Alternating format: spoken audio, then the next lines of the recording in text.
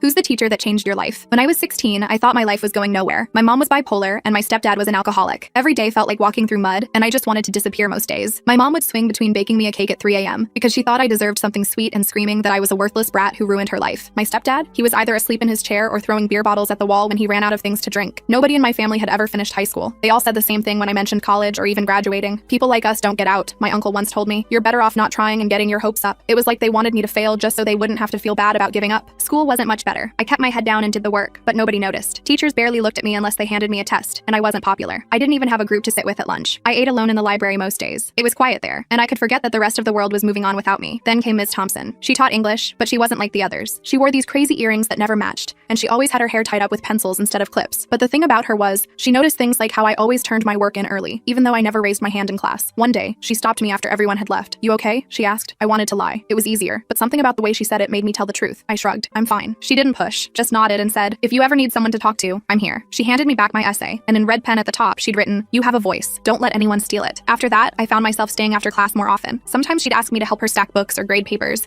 but I think she knew I just didn't want to go home. She kept a candy jar on her desk and always slid it closer when I sat down. One afternoon, I told her about my mom. I told her how some nights I slept in the closet because it was safer. I told her how my stepdad once threw my backpack out the window and told me school was a waste of time. She didn't say much, but she listened. That was enough. She started giving me extra books to read, stuff that wasn't even part of the class. Maya Angelou, Toni Morrison. I devoured them. For the first time, I thought maybe I could be something more. Maybe I wasn't just the girl with a broken family. Senior year, things got worse at home. My mom stopped taking her meds, and my stepdad started coming home earlier, drunker. I almost quit school. I packed a bag one night and stood by the door, thinking maybe I'd just run. But then I remembered Ms. Thompson telling me once, "The hardest thing you'll ever do is stay." So I stayed. I graduated. Ms. Thompson was there, in the front row. She clapped so hard I thought her hands might fall off. After the ceremony, she hugged me and said, "You made it. I knew you would." I didn't have a plan. Not really. College felt like a pipe dream. But Ms. Thompson helped me fill out applications and write essays. She even paid my fee for one of them. I got in. I was the first in my family to go. It was scary and hard, and half the time I felt like I didn't belong. But I kept thinking about that red pen note. "You have a voice. Don't let anyone steal it." Now, I teach English at a high school near where I grew up. Some days are rough. Some kids remind me too much of myself at 16. But I keep a jar of candy on my desk, and occasionally I slide it closer when someone looks like they need it.